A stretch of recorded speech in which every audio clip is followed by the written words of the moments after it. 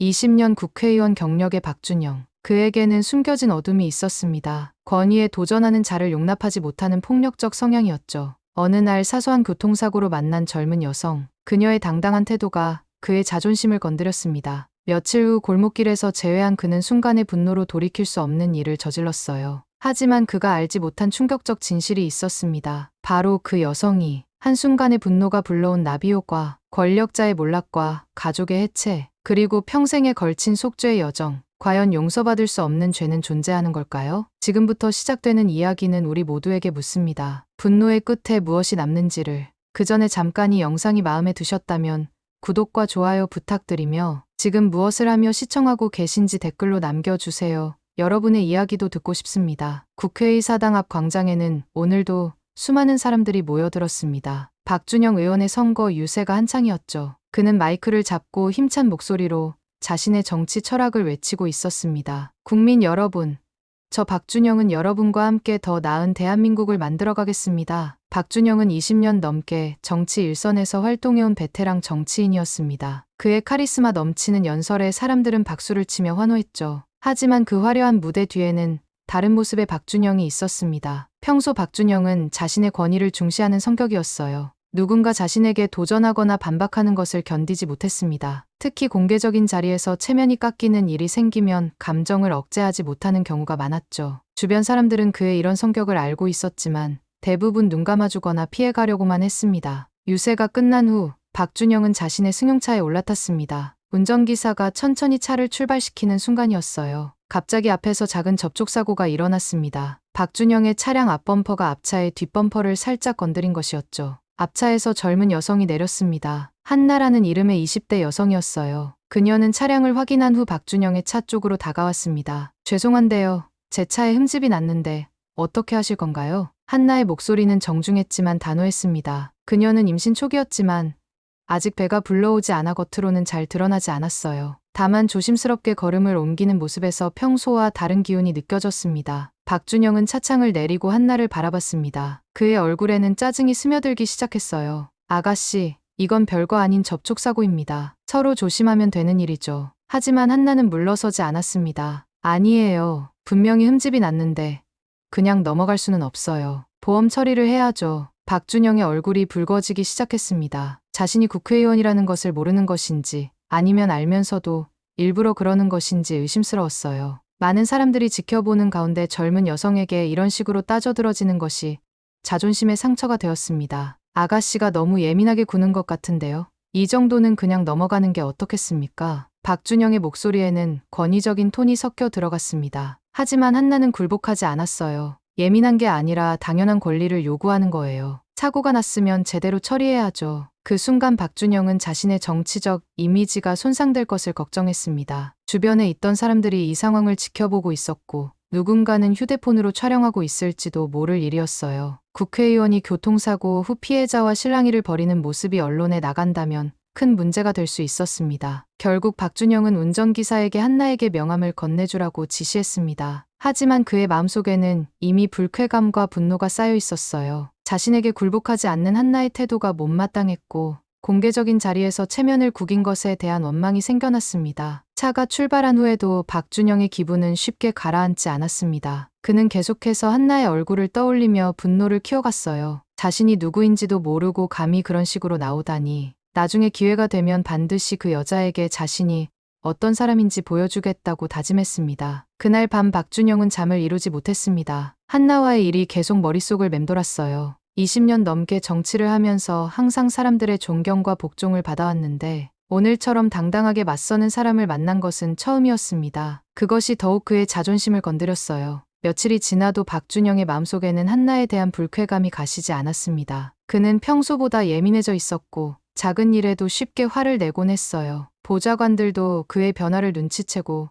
조심스럽게 행동했습니다. 그러던 어느 저녁, 박준영은 지역구 현안을 점검하기 위해 시장 근처를 돌아보고 있었습니다. 평소 그가 자주 들르는 전통시장이었는데 상인들과 인사를 나누며 민심을 살피는 것이 그의 오랜 습관이었어요. 하지만 오늘은 마음이 무거웠습니다. 최근 여론조사에서 지지율이 하락했다는 소식을 들었기 때문이었죠. 시장을 나서던 박준영은 골목길에서 익숙한 실루엣을 발견했습니다. 며칠 전 교통사고 때 만났던 그 여성, 한나였어요. 그녀는 혼자서 천천히 걸어가고 있었는데 평소보다 더욱 조심스러운 걸음걸이를 보이고 있었습니다. 박준영의 가슴속에서 그날의 분노가 다시 끌어올랐습니다. 자신에게 굴복하지 않았던 그 당당한 모습, 공개적으로 자신을 곤란하게 만들었던 기억이 생생했어요. 그는 보좌관들에게 먼저 가라고 지시한 후 한나를 따라가기 시작했습니다. 한나는 임신 사실을 아직 가족들에게도 제대로 알리지 못한 상태였습니다. 남자친구 민수와는 결혼을 약속했지만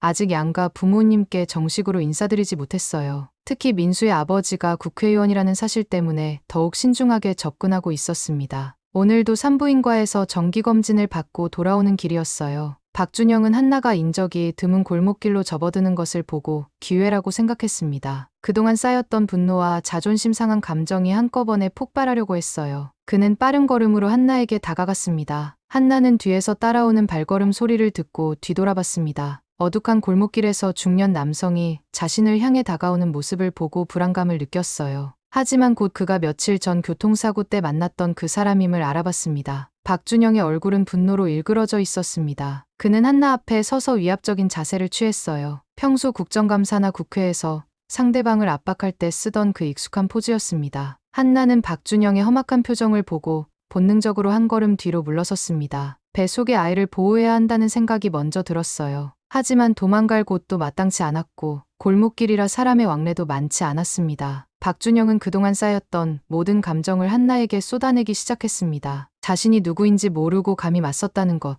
공개적으로 망신을 주었다는 것, 그리고 지금까지도 사과 한마디 없었다는 것들을 늘어놓았어요. 그의 목소리는 점점 높아졌고 분노는 걷잡을 수 없이 커져갔습니다. 한나는 박준영의 일방적인 비난을 들으며 당황스러웠습니다. 자신은 정당한 권리를 요구했을 뿐인데 왜 이런 식으로 몰아세우는지 이해할 수 없었어요. 더욱이 임신 초기라 몸도 예민한 상태여서 이런 스트레스 상황을 견디기가 힘들었습니다. 박준영의 분노는 절정에 달했습니다. 한나가 자신의 말에도 반박하지 않고 가만히 서 있는 모습이 오히려 더 그를 자극했어요. 마치 자신을 우습게 보는 것 같다는 생각이 들었습니다. 그는 감정을 억제하지 못하고 한나에게 강하게 밀어붙였습니다. 그 순간 한나는 균형을 잃고 뒤로 넘어졌습니다. 임신 초기의 불안정한 몸 상태에서 갑작스러운 충격을 받은 것이었어요. 그녀는 바닥에 쓰러지면서 복부를 보호하려고 했지만 이미 상황은 걷잡을 수 없이 악화되었습니다. 박준영은 한나가 쓰러지는 것을 보고서야 자신이 무슨 일을 저질렀는지 깨달았습니다. 하지만 이미 늦었어요. 한나는 의식을 잃고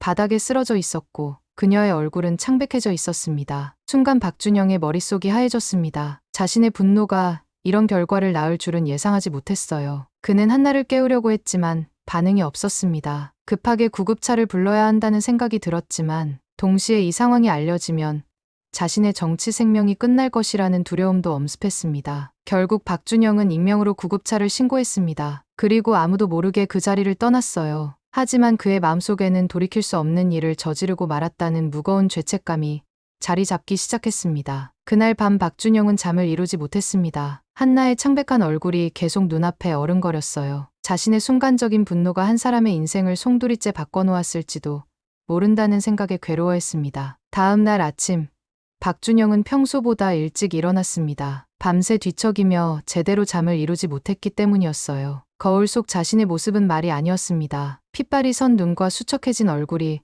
어젯밤의 일이 꿈이 아니었음을 증명하고 있었어요. 국정감사 준비로 바쁜 하루가 시작되었지만 박준영의 머릿속은 온통 한나 생각뿐이었습니다. 그녀가 무사할지, 혹시 큰 부상을 당하지는 않았을지 걱정이 되었어요. 하지만 동시에 이 일이 외부에 알려질까 봐 전전긍긍하고 있었습니다. 보좌관들은 박준영의 이상한 기색을 눈치챘지만 감히 묻지 못했습니다. 평소에도 예민한 성격이었지만 오늘은 유독 더 신경질적이고 산만해 보였어요. 중요한 법안 검토 회의에서도 집중하지 못하고 자꾸 딴 생각에 빠져 있었습니다. 한편 병원에서는 응급실로 실려온 한나의 상태가 심각했습니다. 의사들은 그녀가 강한 충격을 받아 뇌진탕을 일으켰으며 더 큰 문제는 임신 초기 상태에서 받은 스트레스와 외상이라고 판단했어요. 한나는 의식을 잃은 채 중환자실로 옮겨졌습니다. 민수는 한나에게서 연락이 없자 걱정이 되어 여러 곳에 전화를 걸었습니다. 평소 규칙적인 생활을 하던 한나가 약속 시간에 나타나지 않는 것은 이상한 일이었어요. 결국 그는 한나의 친구들에게 연락을 취했고 그 과정에서 한나가 병원에 입원했다는 소식을 듣게 되었습니다. 민수가 병원에 도착했을 때 한나는 여전히 의식불명 상태였습니다. 의사는 민수에게 한나의 상태를 설명했어요. 머리 외상과 함께 임신 초기 상태에서 받은 충격으로 인해 상황이 좋지 않다는 것이었습니다. 특히 태아의 생명도 위험할 수 있다는 말을 들었을 때 민수는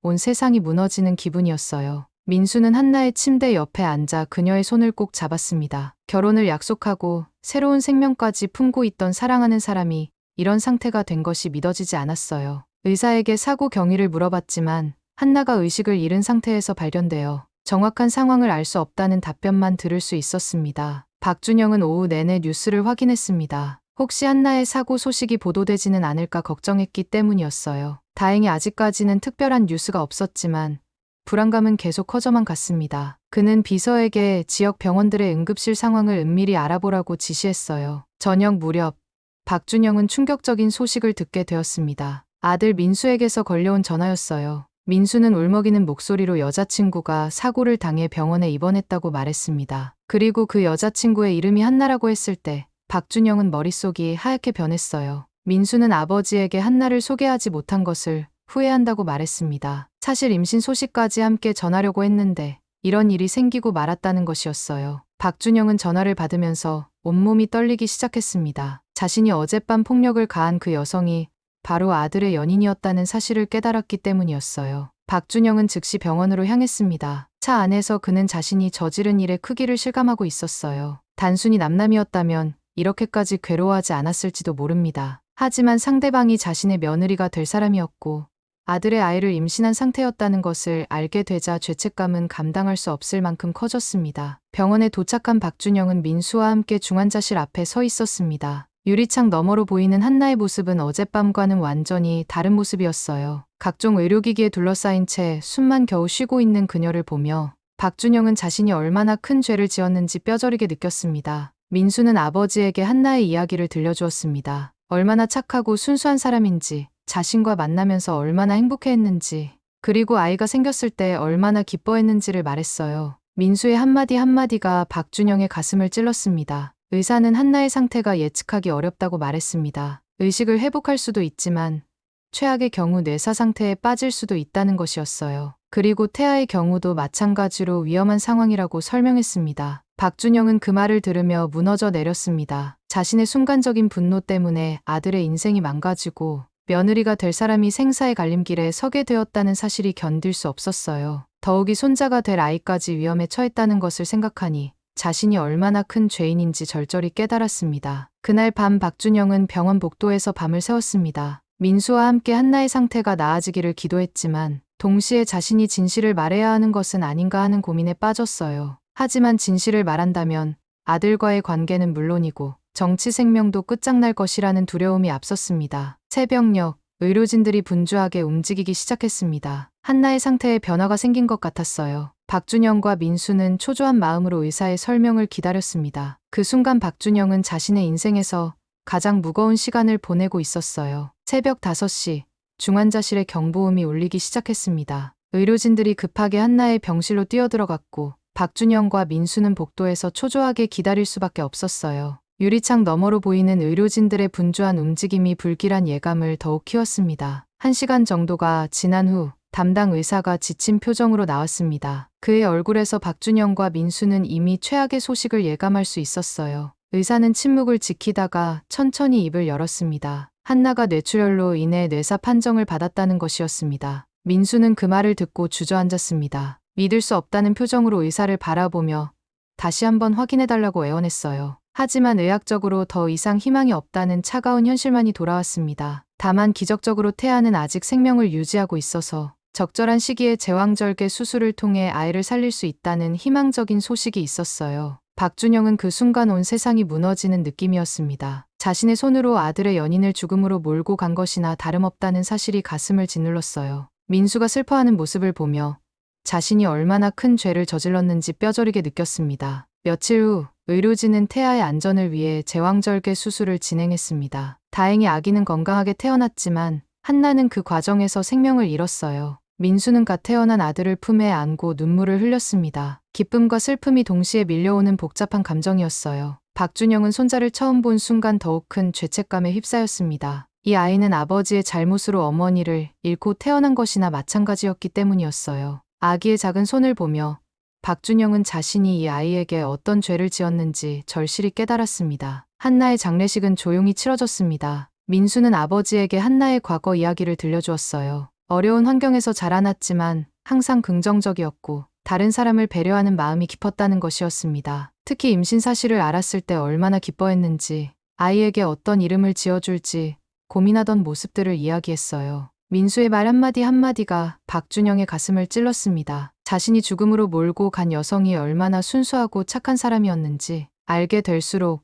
죄책감은 더욱 커져만 갔어요. 그는 자신이 한나에 대해 얼마나 잘못 판단했는지 깨달았습니다. 사실 한나는 그날 교통사고 때도 단순히 정당한 권리를 요구했을 뿐이었습니다. 누구를 괴롭히려는 의도도 없었고 박준영을 모욕하려는 생각도 전혀 없었어요. 하지만 박준영은 자신의 권위가 도전받았다고 생각하며 분노했고 그것이 결국 돌이킬 수 없는 비극으로 이어진 것이었습니다. 장례식이 끝난 후 박준영은 처음으로 한나의 부모님을 만났습니다. 그들은 딸을 갑작스럽게 잃은 슬픔에 잠겨 있었어요. 한나의 어머니는 박준영에게 딸이 얼마나 민수를 사랑했는지 그리고 시아버지가 될 분을 얼마나 만나고 싶어 했는지 이야기했습니다. 한나는 민수에게 아버지가 국회의원이라는 사실을 듣고 처음에는 부담스러워했지만 나중에는 훌륭한 어른을 아버지로 모실 수 있어서 기쁘다고 말했었다고 했어요. 그 말을 들은 박준영은 더욱 참담한 기분이 되었습니다. 자신을 믿고 존경하려 했던 사람을 자신의 손으로 죽음으로 몰고 갔다는 사실이 견딜 수 없었어요. 한나의 아버지는 박준영에게 사위가 될 민수를 잘 도와달라고 부탁했습니다. 이제 갓난아기와 함께 혼자 살아가야 하는 민수가 걱정된다는 것이었어요. 박준영은 그 말을 들으며 자신이 얼마나 큰 죄인인지 다시 한번 깨달았습니다. 민수는 한나를 잃은 충격으로 일상생활을 제대로 하지 못했습니다. 갓 태어난 아기를 돌보면서도 계속해서 한나를 그리워했어요. 박준영은 아들의 그런 모습을 보며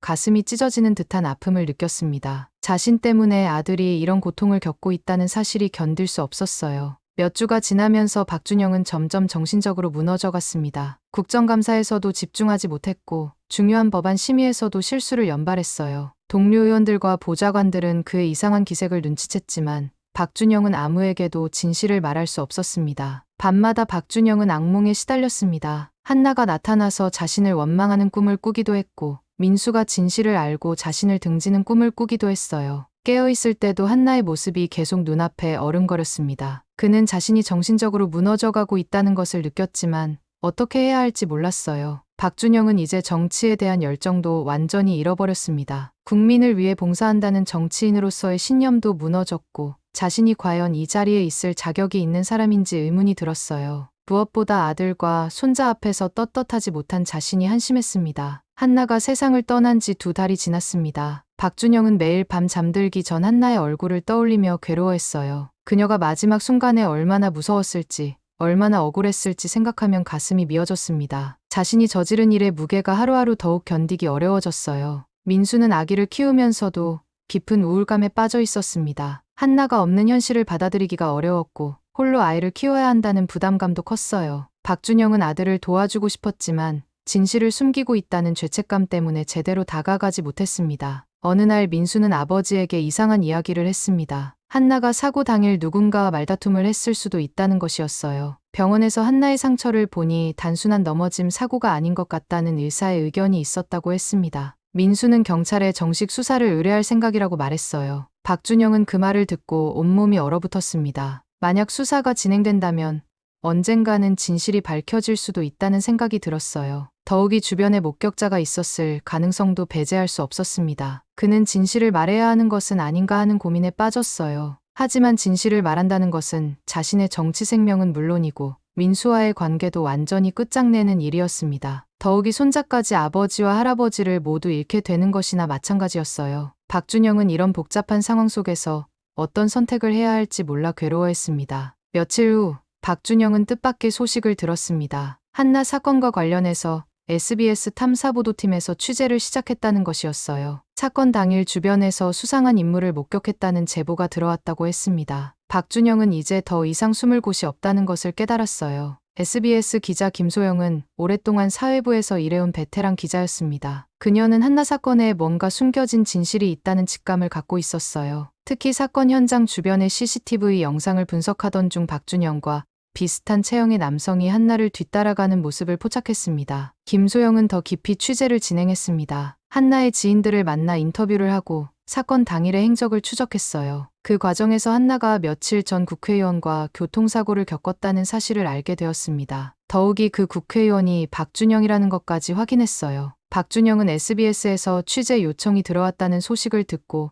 패닉 상태에 빠졌습니다. 이제 모든 것이 끝났다는 생각이 들었어요. 하지만 동시에 그동안 짓눌러왔던 죄책감에서 벗어날 수 있을지도 모른다는 안도감도 느꼈습니다. 김소영 기자는 박준영에게 인터뷰를 요청했습니다. 하지만 박준영은 거절했어요. 아직 마음의 준비가 되지 않았고 민수에게 먼저 진실을 말해야 한다는 생각이 들었기 때문이었습니다. 하지만 김소영은 포기하지 않고 계속해서 취재를 이어갔어요. 결국 박준영은 더 이상 버틸 수 없다는 것을 깨달았습니다. 언젠가는 진실이 밝혀질 것이고 그때가 되면 더욱 큰 상처를 남기게 될 것이라는 생각이 들었어요. 그는 민수에게 모든 것을 털어놓기로 결심했습니다. 어느 조용한 저녁, 박준영은 민수를 자신의 서재로 불렀습니다. 손자가 잠든 후였어요. 박준영은 떨리는 목소리로 그동안 숨겨왔던 진실을 말하기 시작했습니다. 한나와의 교통사고부터 시작해서 그날 밤 골목길에서 일어난 일까지 모든 것을 고백했어요. 민수는 처음에는 아버지의 말을 믿을 수 없다는 표정이었습니다. 하지만 박준영이 세세한 부분까지 설명하자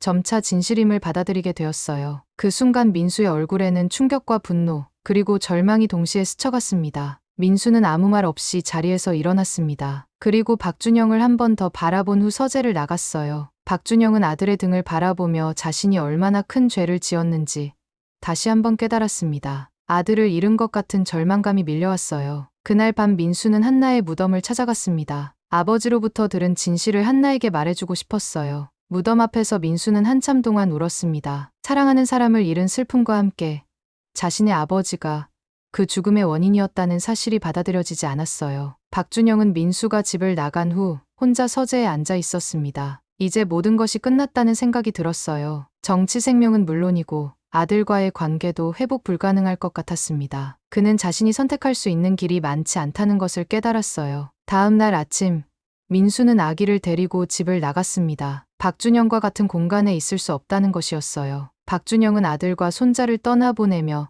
자신의 인생에서 가장 소중한 것들을 모두 잃었다는 것을 실감했습니다. 민수가 집을 떠난 후 박준영의 삶은 급속도로 무너지기 시작했습니다. 빈집 안에서 혼자 지내는 시간이 길어질수록 죄책감과 자책감은 더욱 커져만 갔어요. 평생을 함께해온 가족들이 모두 떠나고 나니 그제서야 자신이 얼마나 큰 것을 잃었는지 깨달을 수 있었습니다. 김소영 기자는 여전히 박준영을 추적하고 있었습니다. 그녀는 박준영의 주변 인물들을 만나며 취재를 계속했고 점점 더 구체적인 증거들을 확보해가고 있었어요. 특히 사건 당일 골목길 근처의 CCTV 영상에서 박준영의 차량이 포착된 것을 확인했습니다. 박준영은 더 이상 버틸 수 없다는 것을 깨달았습니다. 언론에 의해 진실이 밝혀지기 전에 스스로 모든 것을 공개하는 것이 마지막 양심이라는 생각이 들었어요. 그는 기자회견을 열어 자신의 잘못을 인정하기로 결심했습니다. 기자회견 전날 밤, 박준영은 민수에게 마지막 편지를 썼습니다. 그 안에는 자신의 진심 어린 사과와 함께 손자를 잘 키워달라는 부탁이 담겨 있었어요. 또한 한나에 대한 미안함과 자신이 얼마나 후회하고 있는지도 적었습니다. 이틀 후 박준영은 국회에서 긴급 기자회견을 열었습니다. 그는 떨리는 목소리로 한나의 죽음에 대한 자신의 책임을 인정했어요. 교통사고 이후 개인적인 감정으로 한나를 찾아가 폭력을 행사했고 그로 인해 그녀가 목숨을 잃게 되었다는 사실을 공개했습니다. 기자회견장은 순식간에 발칵 뒤집혔습니다. 현직 국회의원이 시민을 폭행해 사망에 이르게 했다는 충격적인 고백이었기 때문이었어요. 박준영은 모든 공직에서 물러날 것이며 법적 책임을 지겠다고 선언했습니다. 뉴스는 온 나라를 떠들썩하게 만들었습니다. 박준영의 폭력적 성향과 과거 행적들이 연일 보도되었고 정치권 전체가 큰 충격에 빠졌어요. 그동안 국민을 위해 봉사한다고 말해왔던 정치인이 실제로는 시민을 해친 가해자였다는 사실에 많은 사람들이 분노했습니다. 민수는 뉴스를 통해 아버지의 기자회견을 지켜봤습니다. 진실을 공개한 것에 대해서는 다행이라고 생각했지만 여전히 아버지를 용서할 수는 없었어요. 한나를 잃은 상처가 너무 깊었고 그 원인이 바로 자신의 아버지였다는 사실이 받아들여지지 않았습니다. 박준영은 국회의원직을 사퇴했습니다. 20년 넘게 쌓아온 정치 경력이 하루아침에 무너진 것이었어요. 그와 함께 일해왔던 보좌관들과 동료 의원들도 등을 돌렸습니다. 아무도 그를 변호해주거나 위로해주지 않았어요. 검찰은 박준영에 대한 수사에 착수했습니다. 폭행치사 혐의로 기소될 가능성이 높았고 실형을 피하기 어려운 상황이었어요. 박준영은 변호사를 선임하지 않고 모든 혐의를 인정하겠다고 밝혔습니다. 더 이상 변명하거나 도피하고 싶지 않았기 때문이었어요. 한나의 부모님도 박준영의 고백을 뉴스로 접했습니다. 그들은 딸의 죽음에 대한 진실을 알게 되어 한편으로는 다행이라고 생각했지만 동시에 더 큰 슬픔에 빠졌어요. 사랑하는 딸이 그런 억울한 죽음을 당했다는 사실이 견딜 수 없었습니다. 언론은 연일 박준영의 과거를 파헤쳤습니다. 그의 권위적이고 폭력적인 성향, 과거의 문제 행동들이 하나둘씩 드러났어요. 평소 그를 지지했던 유권자들도 등을 돌렸고 그가 속했던 정당에서도 제명 처분을 내렸습니다. 박준영은 하루하루를 버티기 어려워했습니다. 집 밖으로 나가면 사람들의 따가운 시선을 받아야 했고 집 안에 있으면 텅 빈 공간이 더욱 외로움을 느끼게 했어요. 그는 자신이 저지른 일의 무게를 온몸으로 느끼고 있었습니다. 특히 밤이 되면 한나의 모습이 더욱 선명하게 떠올랐습니다. 그녀가 마지막 순간에 느꼈을 공포와 절망을 생각하면 잠을 이룰 수 없었어요. 자신 때문에 세상을 떠난 한나에 대한 미안함이 가슴을 짓눌렀습니다. 재판이 시작되었습니다. 박준영은 모든 혐의를 인정했고 진심으로 반성하고 있다고 말했어요. 하지만 한나의 부모님과 민수의 피해자 진술을 들으며 자신이 얼마나 큰 상처를 남겼는지 다시 한번 깨달았습니다. 판사는 박준영에게 징역 3년을 선고했습니다. 자수하고 반성하는 태도를 보인 점은 참작했지만 무고한 시민을 폭행해 사망에 이르게 한 죄는 가볍지 않다는 판단이었어요. 박준영은 그 판결을 담담히 받아들였습니다. 교도소에 수감되기 전 박준영은 마지막으로 한나의 무덤을 찾아갔습니다. 그는 무덤 앞에 무릎을 꿇고 진심 어린 사과를 드렸어요. 비록 한나가 들을 수는 없지만 자신의 마음만은 전하고 싶었습니다. 그날 박준영은 무덤 앞에서 한참 동안 울었어요. 박준영은 3년간의 교도소 생활을 마치고 출소했습니다. 세상은 그가 들어갔을 때와 많이 달라져 있었어요. 그를 기억하는 사람들도 줄어들었지만 여전히 그의 과거를 아는 이들의 시선은 차갑기만 했습니다. 박준영은 더 이상 예전의 권력자가 아닌 그저 죄를 짓고 벌을 받은 한 명의 죄인일 뿐이었어요. 출소 후 박준영이 가장 먼저 한 일은 한나의 무덤을 찾아가는 것이었습니다. 3년 동안 매일 그녀를 생각하며 참회했지만 여전히 죄책감은 줄어들지 않았어요. 무덤 앞에서 그는 다시 한번 깊이 사죄했습니다. 그리고 앞으로 남은 인생을 속죄하며 살겠다고 다짐했어요. 민수는 그동안 아이를 혼자 키우며 힘든 시간을 보냈습니다. 아버지에 대한 분노와 원망은 여전했지만 동시에 복잡한 감정들이 교차하고 있었어요. 특히 아이가 자라면서 할아버지에 대해 묻기 시작하자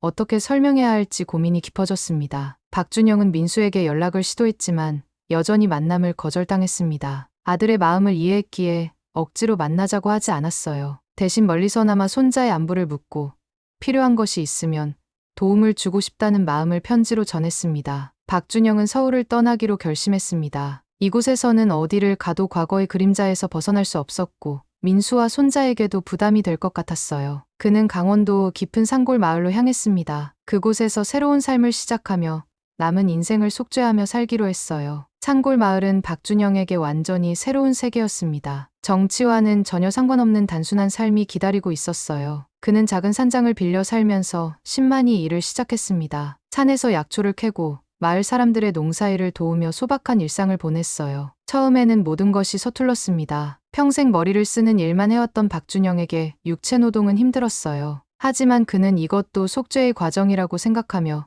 묵묵히 견뎠습니다. 땀을 흘리며 일하는 것이 마음의 짐을 조금이나마 덜어주는 것 같았어요. 마을 사람들은 처음에 박준영을 경계했습니다. 도시에서 온 낯선 사람이었고 어딘지 모르게 평범하지 않은 기운을 풍기고 있었기 때문이었어요. 하지만 시간이 지나면서 그의 진실된 모습을 보게 되었고 점차 마음을 열기 시작했습니다. 박준영은 마을에서 가장 어려운 일들을 도맡아 했습니다. 누구나 기피하는 힘든 농사일이나 위험한 신만이 일도 마다하지 않았어요. 마을 어르신들이 아프시면 병원까지 모시고 가기도 했고 젊은 사람들의 일손이 부족할 때는 언제든 달려갔습니다. 특히 박준영은 마을의 독거노인들을 많이 도왔습니다. 자식들이 도시로 떠나 혼자 사시는 어르신들의 집을 돌며 안부를 묻고 필요한 일들을 도와드렸어요. 그 과정에서 그는 진정한 봉사의 의미를 깨달아갔습니다. 권력이나 명예가 아닌 진심 어린 마음으로 다른 사람을 돕는다는 것이 얼마나 소중한지 알게 되었어요. 어느 날 SBS의 김소영 기자가 박준영을 찾아왔습니다. 그녀는 박준영의 근황을 취재하기 위해 산골 마을까지 온 것이었어요. 김소영은 박준영에게 인터뷰를 요청했지만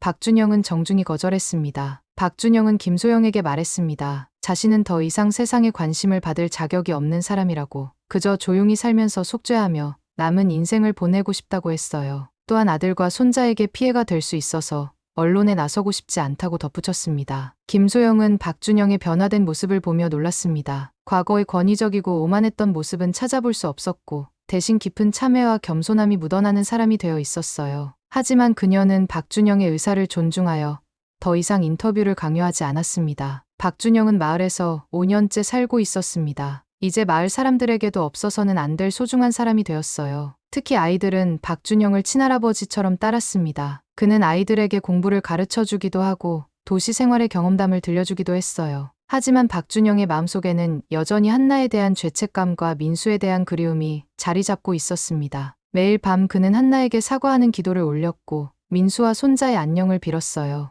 언젠가는 용서받을 수 있을지 모르겠지만 그때까지는 이렇게 속죄하며 살아가는 것이 자신의 운명이라고 받아들였습니다. 어느 봄날 박준영은 산에서 약초를 캐던 중 작은 사고를 당했습니다. 발을 헛디뎌 낭떠러지 아래로 떨어진 것이었어요. 다행히 큰 부상은 없었지만 그 순간 자신의 나이와 한계를 느꼈습니다. 이제 60이 넘은 나이에 언제까지 이런 생활을 할 수 있을지 의문이 들었어요. 박준영이 산골 마을에서 산지 7년째 되던 해 뜻밖의 소식이 전해졌습니다. 민수가 출가하여 스님이 되었다는 것이었어요. 마을 이장이 신문 기사를 보여주며 알려준 소식이었습니다. 박준영은 그 기사를 읽으며 복잡한 감정에 휩싸였어요. 기사에 따르면 민수는 한나를 잃은 상처와 아버지에 대한 분노를 내려놓기 위해 불문에 귀의했다고 했습니다. 그는 자신의 전 재산을 사회에 기부하고 아이는 한나의 부모님이 키우기로 했다고 나와 있었어요. 박준영은 아들이 그런 극단적인 선택을 했다는 사실에 가슴이 아팠습니다. 민수는 법명을 지혜라고 받았습니다. 그는 산속 깊은 절에서 수행하며 한나의 명복을 빌고 아버지에 대한 원망을 털어내려고 노력하고 있었어요. 처음에는 분노와 원망이 컸지만